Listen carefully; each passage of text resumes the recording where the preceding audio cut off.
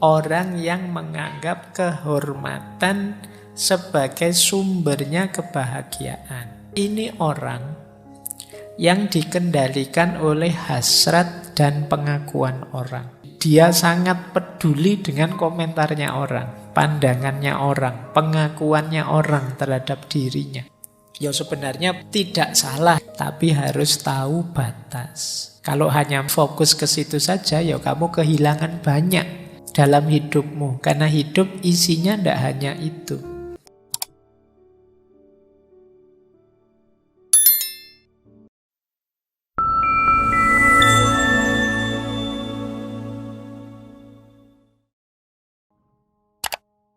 Assalamualaikum warahmatullahi wabarakatuh. Bismillahirrahmanirrahim. Kuncinya etik itu ada pada kebajikan atau keutamaan. Kalau istilah Yunani arete. Arete itu kebajikan yang terletak dalam kondisi jiwa yang optimal. Jadi jiwa kita ini berfungsi optimal kalau dia coraknya kebajikan. Corak kebajikan itu apa? 3. Sadar, tahu, dan rasional. Jadi ini lagi-lagi kuncinya ada pada pengetahuan. Jiwa yang utama itu jiwa yang sadar dan tahu dan rasional. Jadi hidupnya terarah, terpola dan disadari. Ini lawannya arete itu ignorance. Ignorance itu ya kurang ngerti, tidak paham. Meskipun mungkin kamu kalau ceramah daki-daki tinggi-tinggi, tapi kelakuanmu tidak seperti yang kamu ceramahkan, itu kalau versinya Sokrates, kamu belum disebut orang yang ngerti, orang yang paham. Jadi masih tidak nyambung dengan perilakumu. Maka kata Sokrates, orang itu kalau melakukan perbuatan jahat, berarti dia ilmunya kurang. Loh Pak, itu orang pinter loh Pak, doktor loh Pak misalnya, profesor loh Pak. Tapi kok korupsi misalnya. Itu kan kejahatan. Kalau kamu sebut korupsi, berarti dia tidak pinter. Meskipun dokter, meskipun profesor, meskipun orang penting. Loh tapi bukunya banyak loh Pak, iya. Tetap tidak bisa disebut orang pinter. Tapi dia tahu kok Pak, bahwa kalau misalnya maling atau makan haknya orang lain itu negatif. Ya dia cuma tahu saja, masih belum sadar. Makanya dia masih tega korupsi. Berarti sebenarnya dia belum tahu. Kalau dia tahu sampai dalam, sampai detail tentang larangan mengambil haknya orang lain, efeknya, kerusakan jiwanya sendiri dan kerusakan dunia sosial yang ditimbulkannya, pasti dia tidak akan mau maling, tidak akan mau korupsi. Perbuatan buruk apapun, Pak saya tahu kok Pak, ini dilarang, tapi saya terpaksa melakukannya. Itu sebenarnya kamu belum tahu. Kalau kamu sudah tahu benar tentang hakikat larangan itu sampai dalam, kamu pasti tidak akan mau melakukannya. Jadi ini rumus dari Sokrates. Kok ada orang yang masih mau melakukan keburukan, kejahatan, berarti dia belum pinter, belum sadar dan belum tahu. Mungkin masih hafal saja. Kalau sekedar hafal bisa membunyikan, Google sekarang lebih canggih. Membunyikan ilmu, membunyikan. Sekarang kamu ngomong saja dia bisa nulis. Sekarang kamu cari apa saja dia tahu. Kalau sekedar tahu mesin sekarang jauh lebih canggih. Tapi istimewanya manusia kan tidak di situ. Istimewanya di keutamaan arete, kebijaksanaan ini. Hidup yang tidak sekedar tahu, tapi juga sadar dan yang masuk akal, yang rasional. Inilah dua yang utama dasar etiknya Socrates. Makanya dia punya satu quotes yang terkenal sekali. There is only one good knowledge and one evil ignorance. Hanya ada satu kebaikan, yaitu pengetahuan, dan hanya ada satu kejahatan, yaitu kebodohan, ignorance. Tambah pinter orang, pasti dia tambah baik. Tambah ndak pinter orang, pasti dia kelakuannya tambah ndak terkontrol, tambah buruk. Kok ada orang ngaku pinter tapi kelakuannya buruk, sebenarnya dia belum pinter. Orang pinter itu kelakuannya baik. Oke, ini rumus ya. Awas jangan dipelesetkan. Orang pinter minum, ya, gak ada hubungannya. Itu ya kamu ikuti saja. Nah, jadi ini rumusnya Socrates. Berarti pengetahuan itu berkorelasi dengan moralitas, kebaikan. Baik, kita lanjutkan. Nah, ada 3 pertanyaan moral yang dibahas oleh Socrates dari berbagai dialognya. Yang pertama adalah bagaimana seseorang harus menjalankan hidupnya. Yang kedua, jenis tindakan apa saja yang termasuk kebajikan. Dan yang ketiga, bagaimana orang hidup bersama orang lain, bersama masyarakatnya. Kita hidup ini kan diminta benar dan baik. Pernah tidak kita bertanya, hidup yang benar dan baik itu yang seperti apa? Nah, ini ditanyakan pertanyaan moral pertama dari Socrates. Kamu tahu tidak sih standar-standar hidup benar dan baik, hidup yang bermoral? Yang kedua, apa saja tindakan yang termasuk benar dan baik tadi, atau kebajikan tadi? Mungkin kalian pernah belajar tentang akhlak, tentang moral, kan dijelaskan semua itu. Ini baik, itu baik. Tapi mungkin kalian mengidentifikasi perbuatan baik itu pernah tidak berpikir apa sih yang dimaksud itu dan aku sudah termasuk itu atau belum? Jujur itu baik. Apa sih jujur itu? Terus aku sudah jujur apa belum? Sabar itu baik dibandingkan pemarah. Loh, aku itu tergolong orang sabar apa orang pemarah? Cirinya apa? Nah, ini Socrates. Jadi kalau kamu ngaku-ngaku, Pak, saya itu penyabar loh, Pak, orangnya. Buktinya apa? Cirinya apa? Sabar itu apa sih? Kamu sering bilang, sabar kan ada batasnya. Ya wis, batasnya sabar itu di mana? Bagaimana? Standarnya orang bisa disebut penyabar itu seperti apa? Bedanya apa sabar dengan takut misalnya? Kadang-kadang kamu sebenarnya takut, tapi kalau ditanya kok kamu tidak berani? Saya sabar sajalah. Nah, kita kan campur baur itu yang begitu-begitu. Ini takut apa sabar? Ini marah apa tegas? Mbok, kamu jangan marah-marah gitu. Ini bukan marah, ini tegas ini. Kalau macam-macam tak tempeleng kamu. Nah, itu kan kita sering mencampur ini. Kita sering tidak kritis. Ayo coba diurai lagi. Pasnya gimana wis? Standar yang cocok. Oke, kadang-kadang kan kita itu menjustifikasi perilaku kita yang buruk dengan akal kita. Nah, ini yang membuat terus jadi ruwet. Padahal janjinya itu salah, tapi terus kita benarkan sendiri. Kita tidak jujur. Kita tahu itu salah, tapi kita tidak jujur pada diri kita.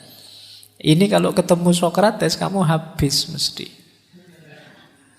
Jadi Itu cara dia yang kedua. Dan yang ketiga ya penting juga dipertanyakan hidup bersama orang lain yang baik itu yang seperti apa. Nah, ini yang paling rumit yang nomor 3 ini sebenarnya. Kalau yang awal-awal kan hidup individual kita, karena hidup sosial itu melibatkan subjek yang lain, yang sama powernya dengan kita, sama posisinya dengan kita. Ini tidak sederhana. Ini nanti kalau di Sokrates melahirkan seni namanya politik. Jadi yang paling rumit itu memang tata hidup bersama yang dikenal dengan politik. Nah, meskipun hari ini kan di pikiran kalian kalau saya ngomong politik, bayanganmu kan partai-partai pilihan presiden, pilkada. Padahal yang paling urgent dari politik itu kan ya cara tata masyarakat yang baik. Nah, karena ya sebagian besar hidup kita itu kan berhubungan dengan orang lain. Kalau tata masyarakat kita buruk, kacau, ya kita sendiri nanti yang pontang-panting. Ini banyak dibahas nanti di pandangan-pandangannya Sokrates tentang politik. Baik, kita lanjutkan. Nah, menurut Sokrates moralitas itu punya 2 syarat. Yang pertama reason, yang kedua impartiality. Reason itu nalar, masuk akal. Jadi perbuatan baik itu pasti masuk akal. Berarti apa? Pasti mudah dicari argumen rasionalnya. Cirinya rasional. Tidak ada kebaikan yang tidak masuk akal. Kenapa sih kok kita harus menghargai orang tua? Itu kan menjawabnya mudah sekali. Kenapa kok kita harus jujur, tidak boleh bohong? Itu menjawabnya gampang, masuk akal. Kenapa kita tidak boleh ngambil miliknya orang lain, mencuri haknya orang lain? Itu kan belum dijawab pun rasanya akal sudah bisa menerima kalau kita itu jangan ngambil haknya orang lain. Ini namanya ciri perbuatan moral itu reason. Kok ada satu perbuatan kamu ngakunya moral, tapi ketika ditanya alasannya bulet. Ini sebenarnya baik, Pak, tapi kalau dilihat dari sudut sana dengan perspektif ini, pakai teori ini, itu baru kelihatan baiknya. Kalau sekilas belum kelihatan, Pak, itu kemungkinan enggak. Terlalu rumit. Biasanya perbuatan baik itu langsung bisa ditangkap dengan akal, masuk akal sudah. Jadi tidak perlu dipikir rumit. Yang kedua, cirinya perbuatan moral itu imparsial.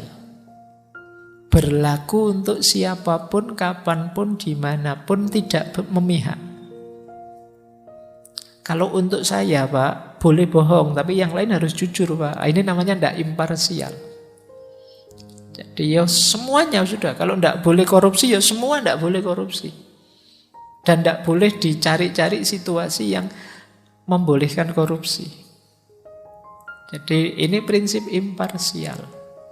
Kapanpun dan dimanapun, pada siapapun, ini bisa diterapkan. Kalau masih milih-milih, menyeleksi dan lain sebagainya, kemungkinan ada pelanggaran moral. Jadi moral itu harus tidak memihak. Harus objektif ruang dan waktunya. Kapanpun, dimanapun, ya hukum itu berlaku. Nah, ini namanya impartiality.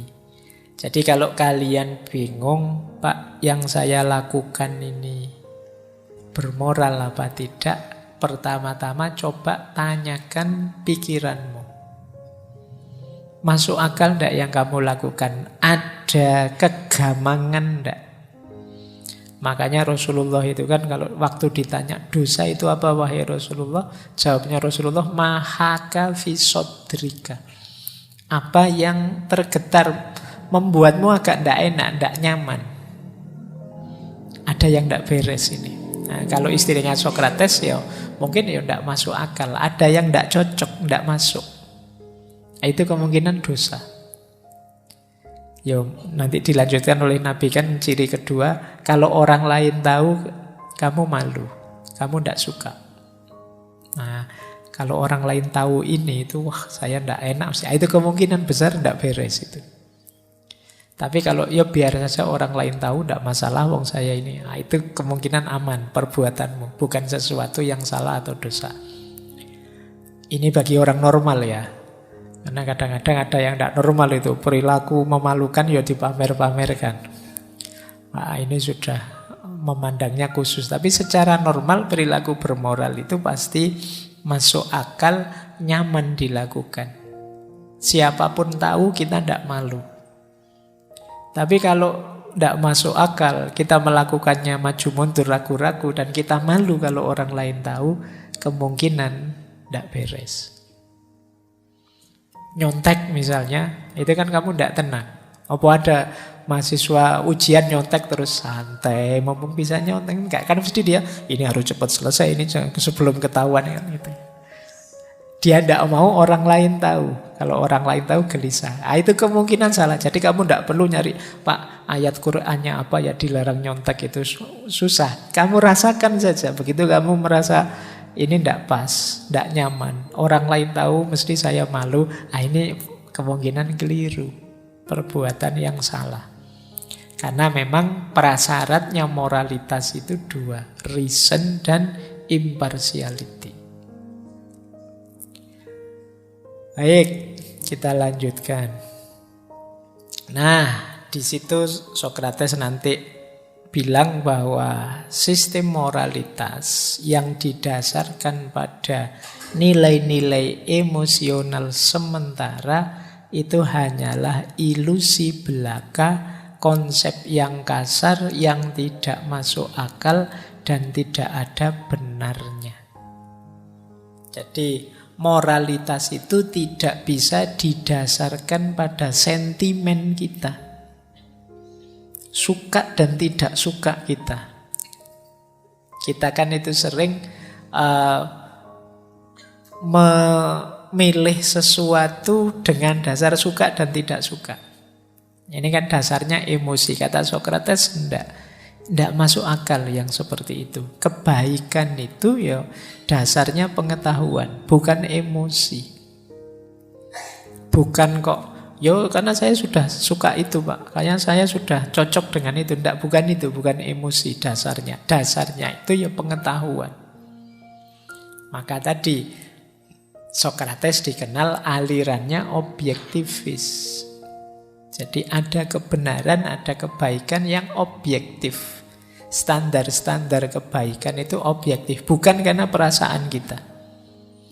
Kalau hanya mengandalkan perasaan kita, ya mungkin seperti tadi, orang yang dablek melakukan keburukan rasanya bisa nyaman saja. Maka dasarnya harus pengetahuannya. Kalau ini tidak boleh loh, tapi enak ya Pak. Ayo, tidak boleh kok alasannya enak. Tidak boleh, itu sudah standarnya begitu, dilarang. Jangan nyari enaknya saja, senengmu saja. Ada standarnya sendiri. Ini yang membuat Sokrates nanti disebut alirannya objektivis.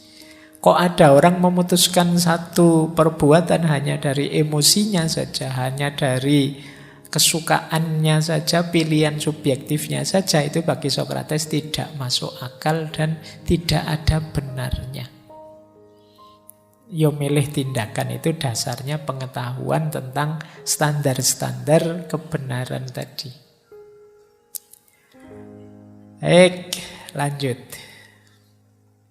Nah, ini agak menarik. Ini sering dihubungkan dengan cinta. Kalau ada kata cinta kamu melek. Iya. Jadi orang yang secara sungguh-sungguh menginginkan kebenaran, kebaikan tadi, itu nanti kualifikasinya adalah kualifikasi cinta. Keinginan akan kebaikan itu berhubungan dengan cinta. Makanya ada kalimat dari Sokrates, love is desire. Cinta itu menginginkan. Ciri paling dasarnya cinta itu kan menginginkan. Terus kamu jujur atau tidak kalau ditanya saya mencintai sesuatu, itu kan menginginkan sesuatu. Maka menginginkan kebenaran, kebaikan tadi, ya jenisnya jenis cinta sebenarnya. Nah, orang itu kenapa mencintai sesuatu, menginginkan sesuatu, pasti karena dia menganggap di balik sesuatu yang dia cintai ada kebaikan dan kebahagiaan untuk dirinya. Jadi, aku cinta padamu itu karena aku menganggap dalam dirimu ada kebahagiaan untuk diriku. Yes, itu realistisnya begitu. Meskipun nanti bahas ndaki-ndaki cinta kelas tinggi kan bisa, wah itu ndak ada pamrih, ndak ada apa-apa. Ndak, kata Socrates, sederhananya kamu mencintai sesuatu itu kan menginginkan sesuatu. Kenapa kamu inginkan? Karena kamu anggap itu membawa kebaikan, membawa manfaat untuk dirimu, dan kamu merasa bisa bahagia dengan itu. Itu dasarnya cinta. Jadi tidak mungkin sejak awal orang mencintai itu tidak berdasar ingin memperolehnya. Jadi ya mesti ingin meraihnya karena aku merasa dalam yang aku cintai ini ada manfaatnya dan membawaku pada kebahagiaan. Maka moralitas yang menginginkan kebahagiaan, yang menginginkan kebaikan, kebenaran tadi, ini sebenarnya jenis perilaku cinta yang tujuannya kebahagiaan. Jadi, mbok kamu, Pak, saya itu cinta, ikhlas, tulus, rela, ndak pamrih apa-apa. Tapi ketika kamu melakukan itu pun sebenarnya kan tujuanmu ingin bahagia. Entah bahagia bersamanya atau bahagia ditinggal nikah sama orang lain. Nah ya, tapi kan kamu inginnya bahagia. Oke, jadi jenis perbuatan moral itu pada puncaknya adalah perilaku cinta. Perilaku ingin sepenuhnya meraih sesuatu dan memperoleh kebahagiaan. Ini nanti yang dilanjutkan oleh para filosof Muslim, bahwa seperti Imam Ghazali dan Ibnu Miskaweh, ketika kita menginginkan sesuatu, mencintai sesuatu yang tujuannya mencari kebahagiaan, jangan cari kebahagiaan yang semu. Kalau sekedar harta, kalau sekedar mungkin orang lain, pasangan, kalau sekedar apapun yang kita cintai, hanya selevel itu, ya mungkin kita ketemu kebahagiaan, tapi kebahagiaan yang tidak hakiki. Kejarlah kebahagiaan yang paling hakiki, yang tidak semu. Itu nanti ketemunya di cinta ilahiyah. Kamu menginginkan yang cantik-cantik, yang maha cantik, Tuhan, Allah. Kamu menginginkan yang perkasa, yang kuat, yang gagah, yang maha gagah, Allah. Kalau kebahagiaanmu dari yang baik-baik, yang maha baik, Allah. Nah ini, konsep ini nanti dilanjutkan oleh para filosof Muslim, arahnya ke mahabbatullah, cinta ilahiyah. Nanggung kalau hanya mencintai makhluknya. Cintai saja sumbernya. Apapun keistimewaan dalam diri makhluk, pasti sempurnanya ada di Kholiknya. Kholik yang menciptakan makhluk yang indah, pasti dia juga puncaknya keindahan. Nah itu sesi dulu ketika kita membahas mahabbatullah. Tapi nanti ini hubungannya tadi, moralitas dengan cinta. Nah, tujuan etik etik, tujuan moralitas itu kalau di Sokrates ya ketemunya di kebahagiaan tadi. Nanti dalam berbagai dialognya Sokrates ini menguji banyak orang. Kesimpulannya Sokrates, ada orang yang menganggap kebahagiaan itu sama dengan kesenangan. Ada orang yang menganggap kebahagiaan itu sama dengan kehormatan. Ada pula yang menganggap kebahagiaan itu adalah kebijaksanaan. Nah, ini agak beda-beda pandangannya orang. Meskipun nanti setelah dikejar-kejar oleh Sokrates ya ketemunya justru yang hakiki itu yang wisdom. Orang yang bahagianya hanya karena kesenangan. Kesenangan itu kan rasa berbunga-bunga sesaat. Itu kemungkinan dirinya, jiwanya dikendalikan oleh nafsu. Jadi kalau bahasanya para filosof Muslim itu jiwanya jiwa bahimah. Bahimah itu binatang ternak. Binatang ternak itu kan enak hidupnya. Makan disediakan, dia tinggal santai-santai. Nanti kawin juga pasangannya disiapkan. Kemudian beranak pinak, kemudian nyaman hidupnya. Orang mengejar ini saja. Kalau di kepalamu isinya gimana saya kaya, gimana nanti punya rumah, punya mobil, punya anak, punya istri banyak. Anak banyak, punya istri. Iya.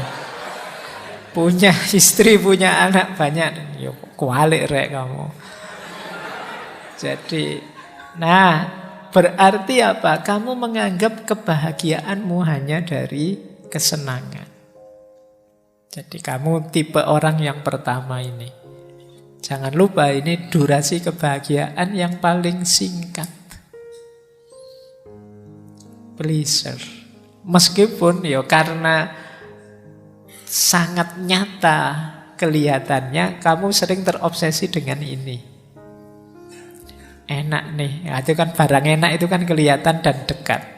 Kamu sering tertipu dengan pleasure ini, kesenangan yang sesaat.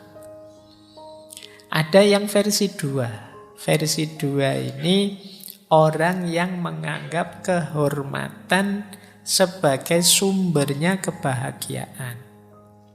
Kata Sokrates, ini orang yang dikendalikan oleh hasrat dan pengakuan orang. Jadi dia sangat peduli dengan komentarnya orang, pandangannya orang, pengakuannya orang terhadap dirinya. Kalau bahasanya para filosof Muslim, orang yang menganggap kehormatan level 2 ini sebagai sumber kebahagiaan itu jenis jiwanya adalah jenis sabu'iyah, sibak. Sabu'iyah itu kalau tadi binatang ternak, kalau sabu'iyah itu binatang buas. Binatang buas itu kan fokusnya mengalahkan yang lain. Agresif. Manifestasinya biasanya kalau kalian yang ada di pikiranmu gimana saya harus menang. Ranking 1 semua harus di bawah saya. Yang lain harus jatuh, saya yang harus naik. Saya harus jadi yang paling unggul, yang nomor 1 mengalahkan semuanya. Ambisius. Ini berarti kalian menganggap kebahagiaanmu ada pada kehormatan, status, pengakuan. Nah ini ya sebenarnya tidak salah kalian punya cita-cita. Sebagaimana tadi tidak salah kalian mengejar kesenangan, terpenuhinya hasrat hidupmu. Tapi harus tahu batas. Kalau hanya mikir itu saja, fokus ke situ saja, ya kamu kehilangan banyak dalam hidupmu. Karena hidup isinya tidak hanya itu. Kalau kamu hanya mengejar pengakuan orang saja, ada banyak sekali dimensi hidupmu yang lain yang akan terbengkalai. Padahal mungkin di situ juga terletak sumber-sumber kebahagiaanmu. Maka kalau bisa jangan menumpukan kebahagiaan pada pleasure and honor. Pada kesenangan dan kehormatan, tumpukan saja pada yang ketiga, wisdom. Nah, kalau ini yang natikoh, makhluk yang rasional, yang berakal. Jadi pada pengetahuan, kebijaksanaan. Bahagia kok tumpuannya kebijaksanaan, itu kamu akan total bahagiamu. Kenapa? Pleasure-nya dapat, kehormatannya dapat. Tadi saya sebut seneng-seneng itu ya harus tahu batasnya. Untuk tahu batasnya kamu harus bijaksana. Ambisi boleh tapi harus ngerti pasnya, batasnya. Untuk tahu batasnya kamu butuh wisdomnya. Maka puncaknya bahagia sebenarnya perlu kebijaksanaan, perlu wisdom.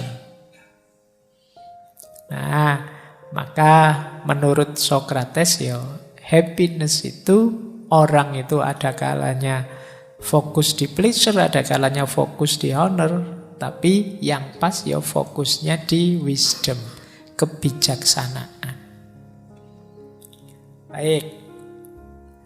Terus menurut Socrates, rutenya kebahagiaan itu seperti apa? Nah, ini rute ke belakang ya.